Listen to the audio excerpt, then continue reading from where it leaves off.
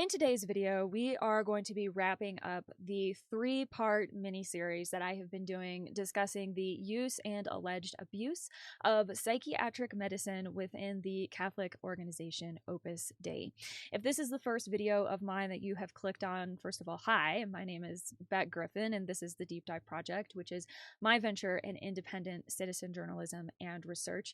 But you may be unaware that there are two videos preceding the video that you are watching right now that are also discussing this subject and provide additional context. So I would highly recommend that you check those out either before or after you watch this video. Because this is the last video in this little mini-series, I want to take a moment and discuss why I have felt it was important to spend some time focusing on this particular issue. I have been down this Opus Dei rabbit hole now for a number of years, but one of the things that has remained consistent throughout my time researching this organization have been stories and rumors about experiences that people have had within this organization, specifically involving the use of psychiatric medicine. And I don't think, in my opinion, that that is accidental. And I also believe that by looking at these experiences and listening to what people have to say, we can deduce quite a bit about this organization, what the reality of life is like for the members inside, and we can start to tease apart the fact versus the hagiographical fiction that this organization has continued to promote, even as more and more people have come out declaring that they experienced things within this organization that were incredibly harmful. And so I think that this whole psychiatric medicine element gives us a good doorway, a good starting point for researching this organization and trying to understand the impact that it has on people and why better. And so that is why I have devoted this time. It has also given me an opportunity to present the testimonies of former members, which is something that I am consistently trying to do. I have tried to make sure that my research is victim, survivor informed and led as much as possible. That's why I have interviewed these people. I have spent hours talking to these people, trying to understand their experience and the impact that it had on them better. And I think it's important for me to try to bring that to everyone here as much as I possibly can, because it is incredibly impactful. And I don't really think that you can sit and listen to these stories and these experiences and come away with any feeling other than that this entire situation with this organization deserves a much more critical look than it has historically received. And we can only hope and pray that that is going to be beginning to change more and more as time goes forward. But nothing will change, for sure. Nothing will change if we are not discussing these issues, if we are not elevating the voices of people who have been through these systems and are attempting to raise the alarm. If we want to know how to move forward in a better and more equitable world, we have to take on board the perspectives and the experiences of people who have been through really difficult situations, even when it is really, really difficult to listen to, as I know that it is. There's so much about this organization in particular that challenges people on so many different levels. It challenges people, and it challenges the cognitive dissonance that we can sort of unknowingly begin assimilating into our lives without even realizing that it's there. And it's another really important thing that I want to challenge. And so that is why I have spent this time. And I hope that you can take something from these stories and experiences and the research that I am presenting, even if it is nothing more than a little bit more self-awareness for yourself. So with that said, let me go ahead and pull up my browser here and we will get into the first article. I am going to be quoting from myself. This is an article that I wrote on my Substack, Beck Griffin and the Deep Dive Project, which you can go and subscribe to for free if you would like to support me, and I sincerely appreciate everybody who has. This is part of a series of articles that I wrote over on my Substack that you can go and read, specifically discussing this Opus Dei and abuse of psychiatric medicine, or what I've big on referring to as APM issue. And I did some research into this element, this interesting use of modalities that are supposed to be used to help people, instead being turned to controlling them. And so I want to share this with you, and it's going to be where we're going to start our conversation for today. So this particular article, the headline I chose is "It's About Control, Opus Dei and Psychiatric Medicine." And I have a subheading here that reads, "Psychiatry is the only subspecialty of medicine in which a causal pronouncement by practitioners can strip individuals of their humanity, dignity, respect, and even liberty. It is a little wonder, therefore, that individuals or governments with ulterior motives would strive to use psychiatry for their own ends." That is a quote from Charles C. Dyke, MD, MPH. The question looming large in my mind is why?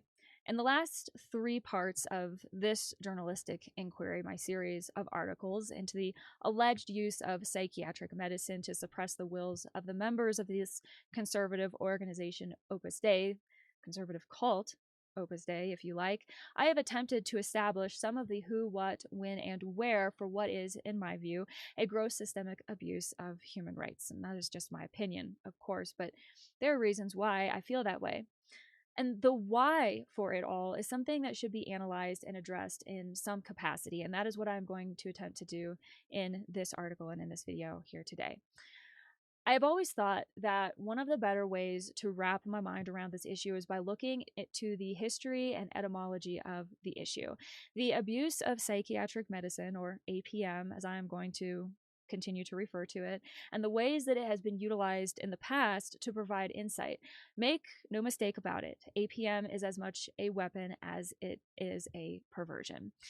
Despite the fact that, at least in Opus Dei's case, allegations of APM are a constant through line, literature specifically addressing the use of APM within cults or high control groups seems to be scarce, verging on essentially impossible to find. But if I widen my search criteria a bit, there are a wealth of results discussing APM within a political context.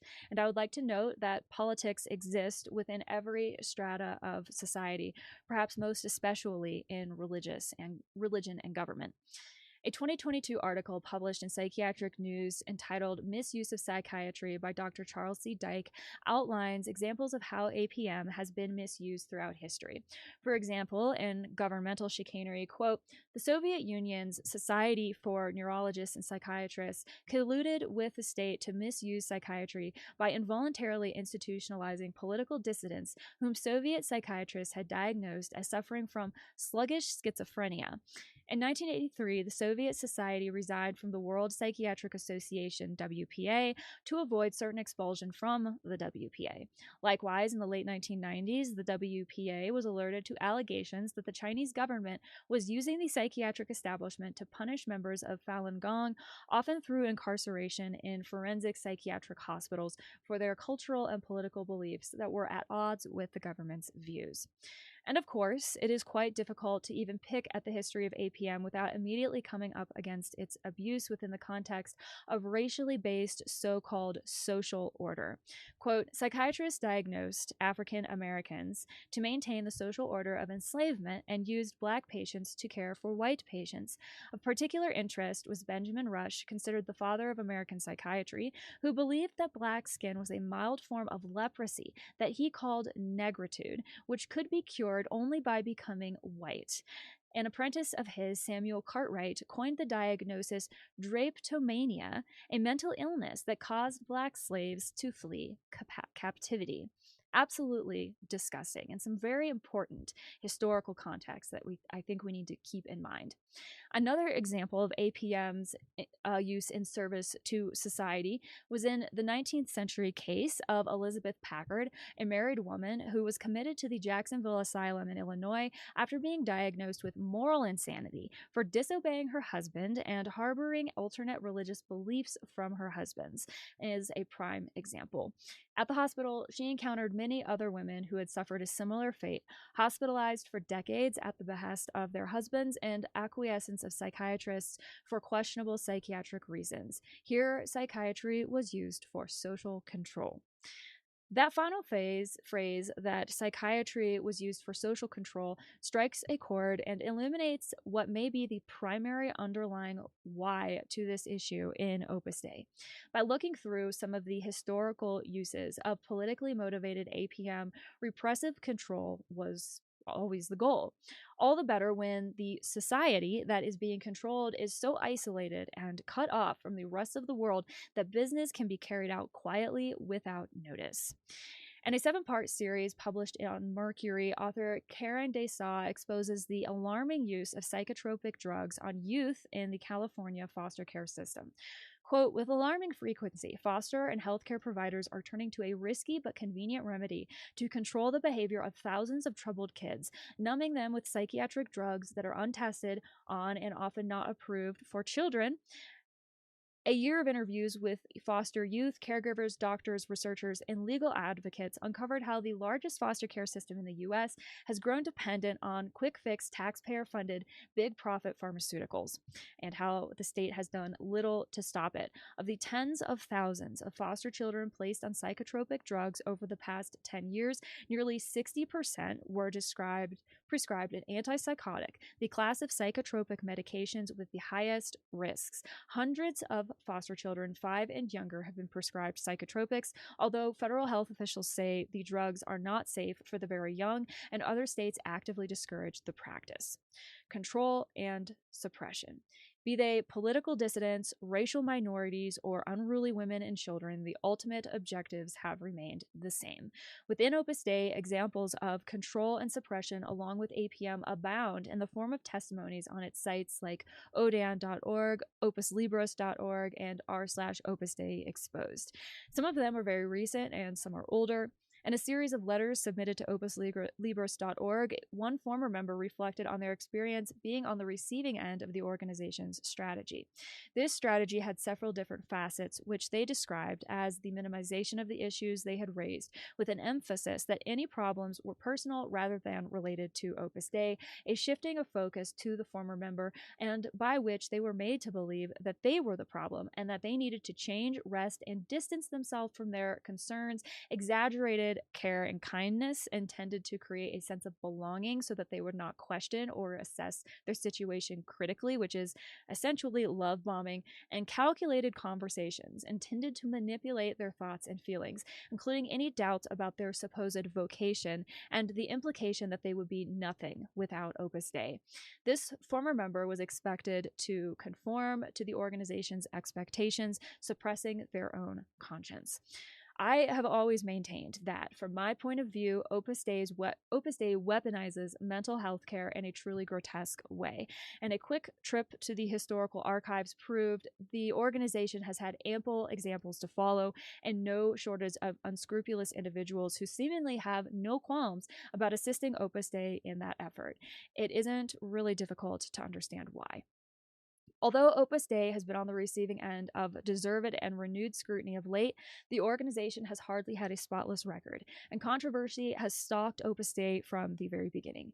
As a machine of sorts that has continued to trundle along its trajectory of re-Christianization, carrying out a mission that came ostensibly from heaven itself, anyone resisting or questioning that simply will not do. And Opus Dei may be able to do nothing to stop the speculations and opinings of yours truly, but on their own turf, it is a decidedly different state of affairs. So I wanted to provide some historical context for the use of psychiatric medicine in situations that were clearly unethical and abuse of human rights. And these are just like a tiny little smattering of examples. You can go and dig into this more yourself if you are interested. The rabbit hole goes deep on this issue, and it is something that crops up pretty consistently throughout recorded history, which I think is another reason why it's really, really important to be aware of the fact that this kind of issue exists. I want to also point out that this is not me taking an issue with modern psychology or psychiatric medicine, because says, while clearly the history of these modalities are problematic, it is undeniable that they have also resulted in a lot of care and aid being made available to people who really genuinely do need it. Mental illness is very, very, very real. But, I think we can hold two things to be true at the same time. And in this case, it is very possible to hold that psychiatric medicine and psychology and mental health support are very, very important. And there are aspects of the history and development of these modalities that is very, very problematic and have been used to suppress and abuse people. And I think we have to keep those two things in mind simultaneously, if at all possible, at all times. So moving on to this next article here, SER has published several articles post Gareth Gore's meeting with Pope Leo, at which Gareth Gore told Pope Leo all of these different facts and pieces of information that he's learned over the course of his research for writing his book Opus. And SER talked to Gareth Gore after the fact, and I read that in a previous video, his article and his take on everything. And this is another article that I thought was worth including in this mini series because it deals with the exact same theme of the abuse of psychiatric medicine, and also the situation where apparently, at least in the country of Spain, allegedly members of this organization are being sent to an Opus Dei hospital, to a very specific floor on this Opus Dei hospital, the fourth floor, as it were, where things are happening to them that are most definitely and assuredly a violation of medical ethics, if it is true. Do you need to get down? Do you want to get down? That's my co-star, my dog. So anyway, I wanted to read this article because they include some good information. The headline says, and I've translated this from its original Spanish to English, so bear with me if the translation isn't flawless. A former member of Opus Dei, quote, "I was amazed by the tons of medication and how strong it was, tremendously debilitating." A former Opus Dei official and former numerary member denounced on SER radio the abuses committed by the ultra-conservative Catholic organization at the University Clinic of Navarra. Quote, "They really medicated me a lot there." So this was written by Laura Gutierrez, published on May 5th of 2026. And sometimes, for whatever reason with this article, it doesn't like, or this website doesn't like translating, so sometimes it pops back to the Spanish. So if there's like a weird pause or drop, I'm just like trying to get it retranslated back so I can finish reading. So Juan, this is a pseudonym, was a numerary member of Opus Dei in Spain for over 40 years. He held positions of high responsibility within the order, and in addition to working as a teacher at an Opus Dei school in Navarre, he was the director of a center for numeraries. He left almost 10 years ago after a mental process that led him to understand that he had been trapped by what Juan defines as a cult. Quote, "I realized that I was giving advice to people that was extremely harmful. It was about erasing their identity, leading them down the wrong path, and normalized it without knowing it was false," Juan recalls. "It was during that process that I began to consider that Opus Dei was a place with cult-like characteristics, and I decided to leave because it was truly very harmful to a person and their mental health," he explains. You want to come back up? Come on. During the years Juan was a numerary member of Opus Dei, he accompanied numerous members of the organization experiencing depressive symptoms to seek treatment from doctors of the order at the University Clinic of Navarra. Quote, "People came mainly from Spain, but also from other parts of the world, from Latin America, to be seen here," says Juan, who explains that all cases of numeraries experiencing spiritual crisis or burnout, quote, "weren't resolved through a normal process like taking a break, but rather were channeled through the clinic. There was a team of doctors, men and women, all from Opus Dei and cut from the same cloth, people who acted in support of the institution," he recounts. Many people were also referred by Opus Dei psychiatrists in cities with a high concentration of numeraries, such as Valencia, Murcia, or Seville, where there were branches on the fourth floor of the university clinic, notes this former numerary. In all those visits, Juan witnessed firsthand, as he told SER, the pharmacological treatments these people received. "I was astonished when I accompanied these people through the tons of medication they took because of how strong it was. It was incredibly debilitating, he says. Years later, Juan recounts he consulted with some doctors about the potency of these drugs. They told me they were used to sedate animals and that the doses given to a person completely incapacitated them, he says, recalling that the type of consultation at the clinic was very strange. It wasn't about trying to resolve the person's underlying problem, which might have been related to a life crisis or exhaustion, but rather about calming them down or bringing them back into the fold of the institution. And medication was always used. And if medication is always being used, I think it may be appropriate to take a pause and ask whether or not that is appropriate. The fourth floor of this clinic, these former members of Opus Dei explain, is where consultations were held and patients were admitted for mental health treatment. That's where Carmen Charo, who joined Opus Dei at just 15 years old, ended up. Another story about somebody who joined Opus Dei as an underage individual, despite the fact that Opus Dei continues to say that that's apparently impossible to do. It keeps happening. It's very strange. She moved to several cities until she was appointed director of a girls' university residence in Valencia. I said no 1,000 times because I didn't feel capable, because I never really felt comfortable within the work, but they gradually convince you that it's God's calling, and then a few months after taking on that responsibility, I broke down, Carmen recounts. She began having nightmares day and night. They were major anxiety attacks that I now recognize as a life crisis because you're constantly banging your head against a wall because nothing anyone tells you, nothing you experience makes sense. This went on for a couple of years until she was referred to the clinic in Navarra for the first time. They medicated me. I was taking 3 pills a day, she recalls, but it wasn't enough, and sometime later she ended up admitted to the 4th floor of this hospital. Carmen is convinced she was admitted because she exploded in the consultation room, furious about everything she was going through. Those 2 days turned into 2 months. It was partly about calming me down and getting me back on track with my vocation and obedience, Carmen remembers. Not about helping her recuperate, not about helping her relax, not about helping her to take a step back and take a break from responsibilities that had been foisted upon her, even after she insisted that they were too much. No, what was it about? It was about getting her back on track with her vocation, quote unquote, and obedience. Obedience to who? To Opus Dei. They really medicated me a lot there, at least at night, she recounts. After dinner, we'd sometimes meet with another numerary member, and we couldn't remember how we got back to our rooms, how we went to sleep. That's intense. The control, Carmen explains, was total. Imagine what you could do to a person, what has been done to people under that kind of like a suggestive and vulnerable mindset. No mention either, by the way, if whether or not these visits that they would have with this other numerary member, whether or not this person was a pharmacologist, whether they were a doctor, a nurse practitioner, EMS, anything, nothing, just some numerary member. And that in and of itself reminds me of the many cases I've heard from former members about their experiences being in these Opus Dei centers where allegedly blank scripts like that were pre-signed but were blank were just like left in the director's office for the director to then like fill out and then like dispense medication to members like as they saw fit. And these people are not medical doctors.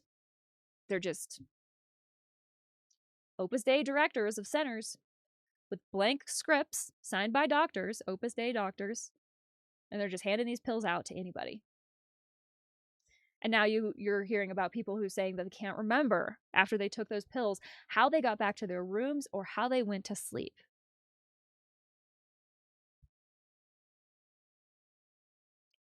Carmen, who didn't see her family for 15 years, remembers how she was always accompanied to appointments by another member of the order. Juan corroborates this. Quote, I never saw anyone who came with a family member. In fact, Juan explains that as the accompanying person, he found out about the medications the patient had to take before the patient did. I even called the director of the house where that person came from to tell him what the doctor had told us, he explains. They were consultations between Opus Dei members, and that patient was the last person who mattered in that process. Now, I don't know a whole lot about like HIPAA, for example, or the various laws that exist in other countries that are supposed to protect that doctor-patient confidentiality relationship. But I feel almost certainly that this type of like insertion between very intentional between an individual and the medical personnel responsible for giving them their care, that's got to be a violation of some kind of like ethical or procedural like guideline or policy or law of some sort. Like, it just seems absolutely insane to me that this kind of thing would be able to exist and continue to happen.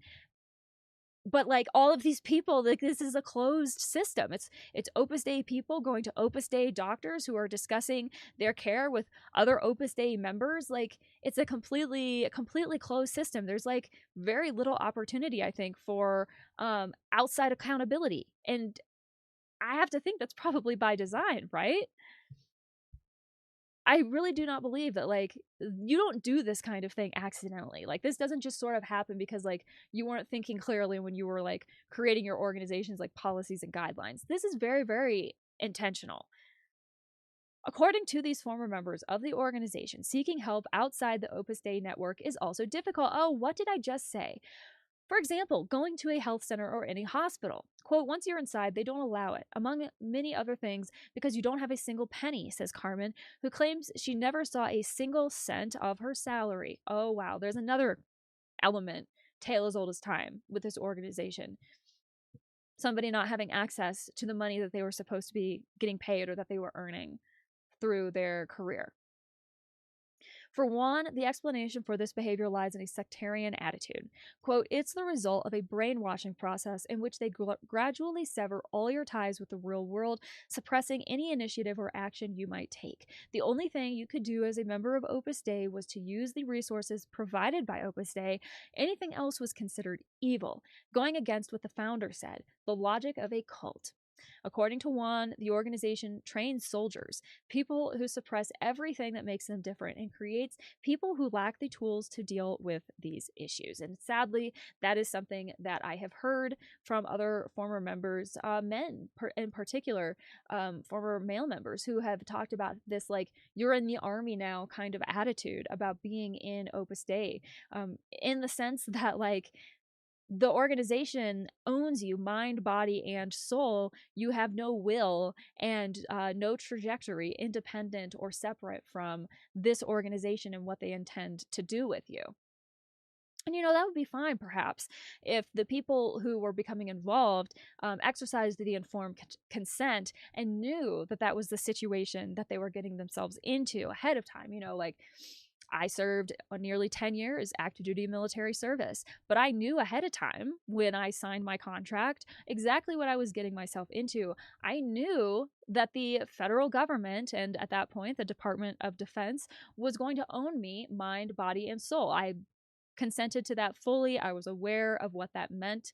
And I was more than fairly compensated. I made decent money while I was in the military, and all of that money was mine, and I got to keep it and do with it what I wanted.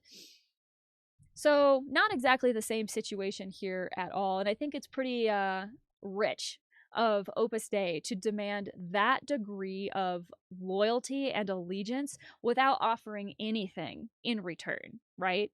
I may deal with like physical and mental issues for the rest of my life because of my experience in the military, but I have access to care, I have access to resources, I have the Department of Veterans Affairs that I can turn to if I need something, I have the DAV like, there are so many different resources for somebody who comes out through that rigorous kind of an environment that doesn't exist in this case with Opus Dei. Yet they have no problem demanding that of people, and then acting like it's an affront and an offense if that's questioned or looked at kind of askew. The abuse practices described by these former members of the order occurred, according to their testimony, between 1980 and 2012. Hardly ancient history, well within the timeline of recorded human history. It's within most of our lifetimes. I'm going to guess. This former numerary is convinced that they've seen the writing on the wall and have reversed course on some issues. They say that today it's no longer done as much at the university clinic. Rather, milder cases tend to be treated in the people's hometowns. We can certainly hope that that is the case. We have no way of knowing. I have no way of knowing because I'm not a member myself and don't have access to this information and everything. So I have to take what Juan is saying. But we would certainly hope that after all of this time, this organization could see fit to change some of the ways that they are conducting their business. Journalist Gareth Gore, author of Opus, presented some of these testimonies to Pope Leo a few weeks ago during a meeting at the Vatican. As reported by SER, the Pope, according to Gore, promised to examine all of the evidence and launch an investigation. Well, you can go back to my last video. I read this article that they are hyperlinking to here, and yes, there was definitely a conversation that took place, and yes, the Pope was definitely told some things that he should act on, but he never promised. According to SER's reporting in that article, he never promised to launch an investigation. He promised to think deeply about it and consider all of the different elements, and that was essentially it. But people are taking that as a promise to launch an investigation. So we'll see. The University Clinic of Navarra, in a statement, rejects the accusations of malpractice. Quote, to claim that patients are medicated at this institution with the aim of incapacitating them is an extremely serious accusation because it attacks the honor of its professionals and professional ethics. The statement asserts, explaining that pharmacological prescriptions are always based on clinical, diagnostic, and therapeutic criteria in accordance with international medical practice guidelines. Well, that is definitely the correct PR statement to release. But I also think that it's interesting here that they say they reject the claim that patients are medicated with the aim of incapacitating them. Well, is that the claim that's being made? That Opus Dei is trying to incapacitate people? No. Actually, based on what we've been reading and what people have been saying, that's not the issue that is at stake here.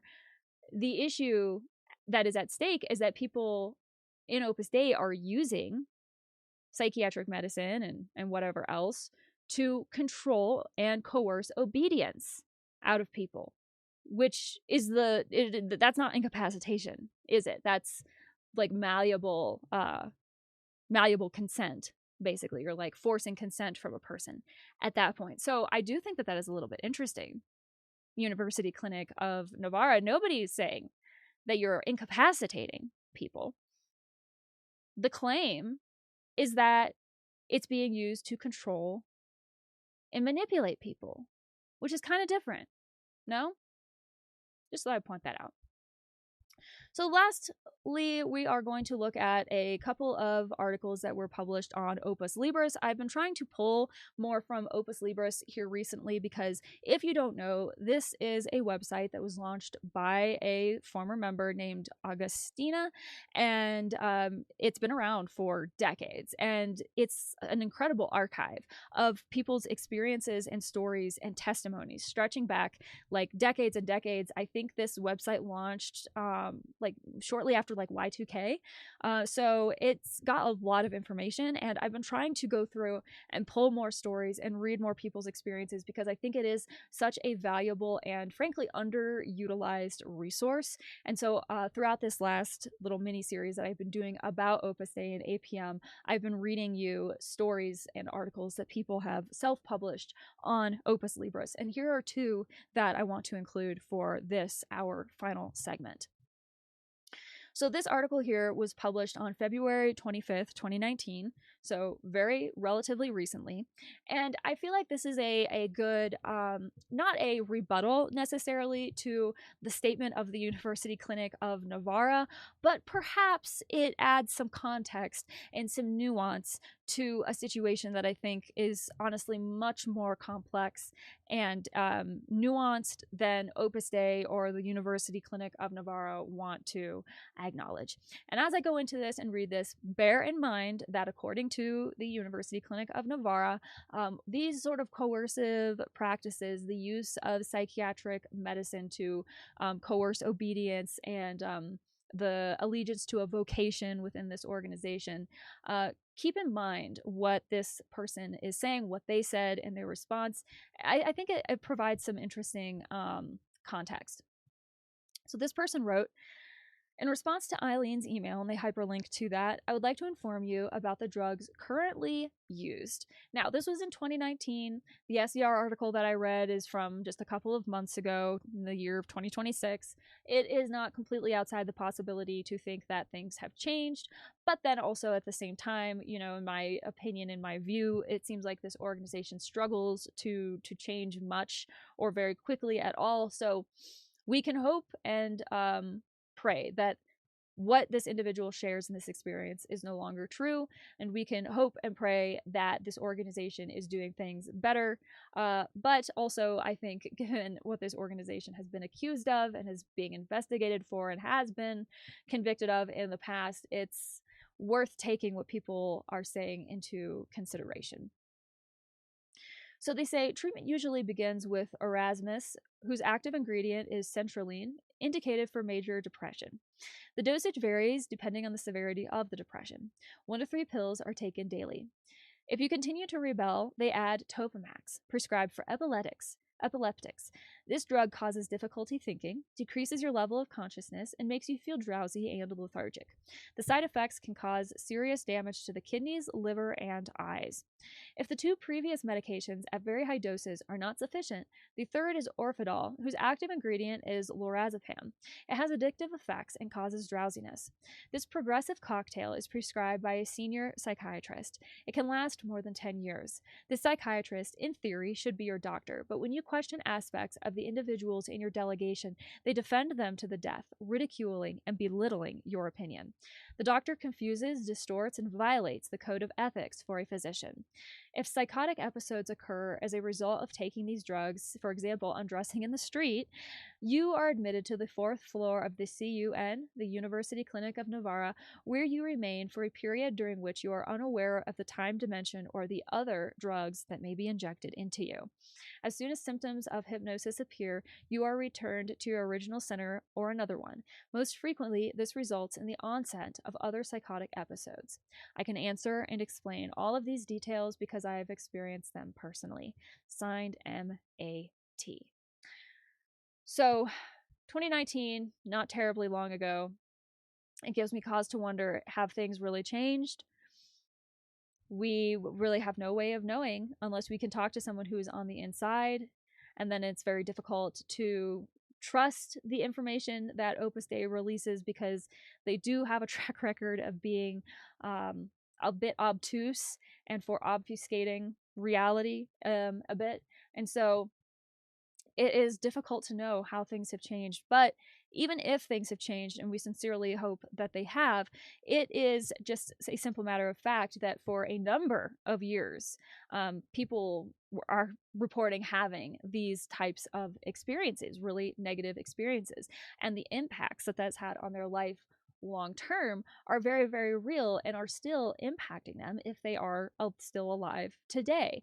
And so I think that there is some care and some attention that should be paid to people who have been harmed in the past, even if everything is on the up and up now and a new and better way forward is being found. It's vitally important to recognize the experiences and of people and the harms that have been committed in the past. It's an important part of moving forward. So this final article was published just last year, I think February 19th, and it's what we're going to conclude with, and I think it rounds kind of this entire conversation out in a really good way, because it is important to remember that this APM thing that allegedly exists within Opus Dei is part of a larger and overarching like system or ecosystem that it seems to exist within this organization that has a myriad of impacts on people's lives depending on just the person and who they are and where they are. The impacts are innumerable. Not all are negative, but many apparently are. And this APM is a part of that whole. So this final article is titled The Heroic Minute. I cried when I saw it too. Submitted by somebody with the username Turbot. I am 67 years old and was a numerary member of the order from 1971 to 1991. I am married and have 2 daughters and 2 grandchildren. I am a scientist. I have seen the documentary twice, referring to the Heroic Minute. I will watch it again. Each viewing is like another layer of lasagna added to those 20 years of my life. I was astonished because I didn't remember scenes I had seen the day before or 2 days prior. That surprises me even more because of my professional training makes me very attentive to detail.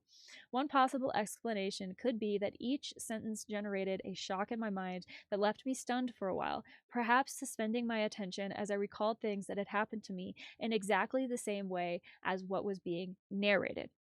What they are describing to me, I'm not a mental health professional, but that sure sounds a lot to me like a flashback, which is a pretty common occurrence for people who suffer from post-traumatic stress disorder after being through a really, really traumatic experience.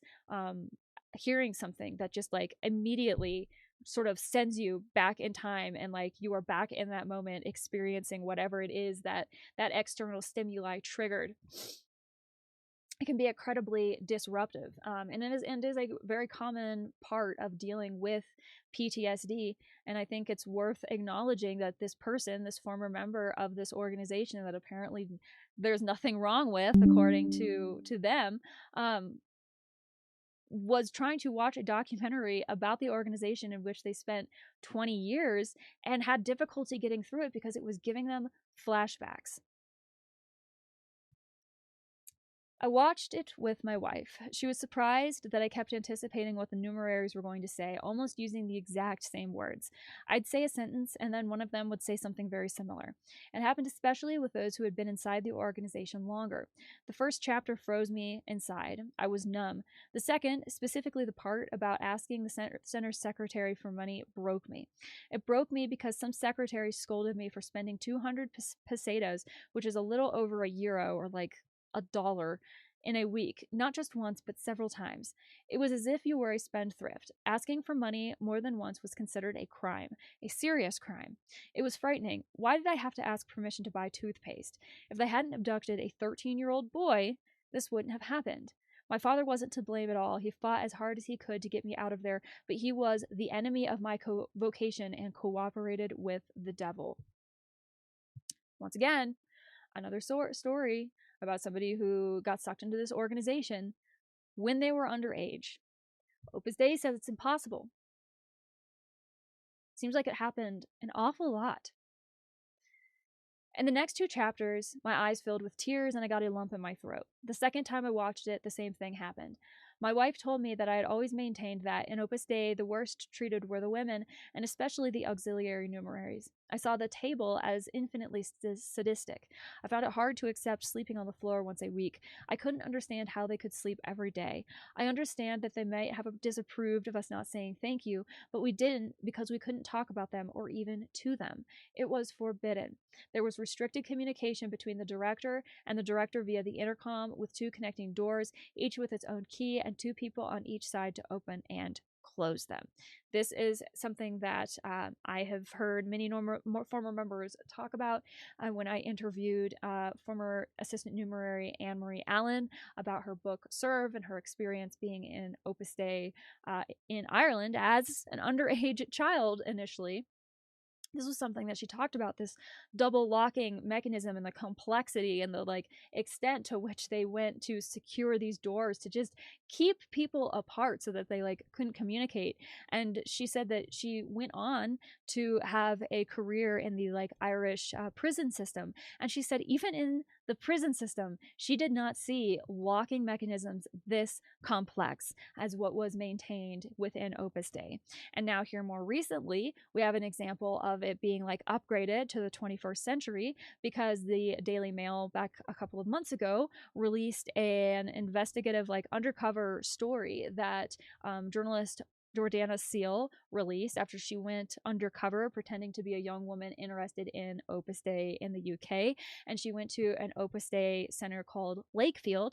And throughout the article, there were pictures. She talked about this in her report, how at least one of the doors, and it very well could be like the main entrance and exit point for this center, had a biometric reader over top of the like doorknob, so that if you wanted to enter, you had to have like your biometric information in the system and approved in order to be able to enter. And I wondered, because of the fact that we have so many stories about this like double locking mechanism that's existed within Opus Dei for so long, I wondered, does that biometric scanner exist on the other side of that door? Do you have to be able to scan your thumb in order to open the door and leave?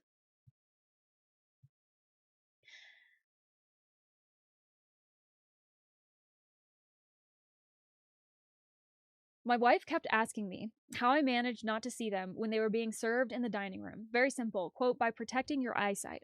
She'd ask, and how do you do that? The answer was by unfocusing your gaze, looking at the person in front of you or at what you were serving yourself from the tray.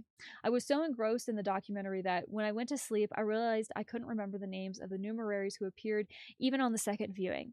I still couldn't recall them. I was inside the documentary, reliving the past. I'm still in shock. This documentary should be required viewing for parents who send their children to Opus Dei schools or Fomento, whatever, or to clubs where they have a great time until they're confronted with the vocation crisis. Thank you so much for speaking up for all of us. Thank you so much because thanks to you, I was able to write down my memories and they are amazing. Thank you so much, Augustina. Thank you so much to those who write most often.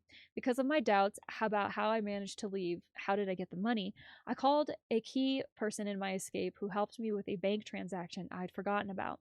This facilitated my transition to freedom. There were 3 people who played a crucial role in my departure, and I didn't remember them until I watched the documentary for the second time. That person no longer lives in Spain, but he perfectly remembered everything we did 30 years ago to ensure my salary went into my account and not the joint account I shared with 2 other Opus Dei members. That account could only be accessed with 2 signatures. I thanked him from the bottom of my heart. The whole package deal came with it: a visit to the 4th floor of the University of Navarra for psychiatry, a letter to the father, the dispensation request, and waiting for the letter with the dispensation, a letter I never saw, all while enduring disrespect, shouting, and threats of eternal damnation from the director who handled the operation. So much for Christian charity. The documentary not only revived my memories, but also made me search through my things for those things I would want to throw away but don't. I even found my Lux Index planner. I found extremely interesting papers from that time in my life that I didn't remember and that confirmed the importance that, for Opus Dei, those who work outside of the organization have. Is it good to remember? Yes. Sending you a big hug and take care of yourselves. Turbat. So that is where I am going to conclude things. I think that the stories that I have shared, the articles that I have read, all serve to illustrate a situation that is just incredibly disturbing and disordered. And of course, all parties are innocent and presumed innocent until proven guilty. But at this point, I think that there is more than enough circumstantial evidence to warrant a very, very hard look at this organization. And people have been saying that for years. And I think it desperately needs to happen.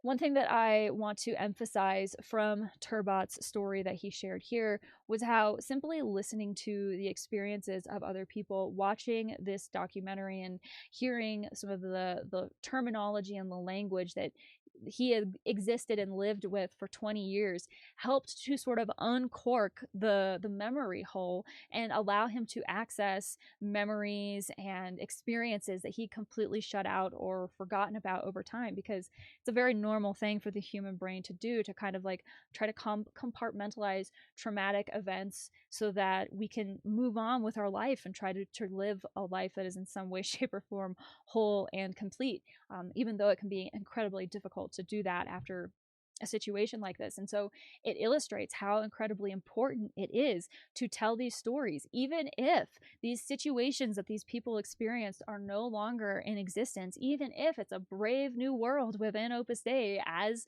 Opus Dei expects us all to believe. It is still very, very important to talk about these situations, to hear these stories, to amplify these experiences, because of the fact that there are so many people. And an article that I read in the last video, Gareth Gore said that he estimates the number of victims of Opus Dei to be like in the thousands, if not hundreds of thousands. There are still people who are working through and need to work through the experiences that they had while they were in this organization. And for so many people, that doesn't happen until something triggers it. And for many, many people, it's hearing about similar experiences or seeing something like the Heroic Minute that takes them back and allows them to access those memories from hopefully a safe and secure place. It's incredibly important, and it's an incredibly important part of the healing process, and also of, like I said, ensuring that we all understand the situation and the circumstances that allowed these harms and abuses to occur for so long,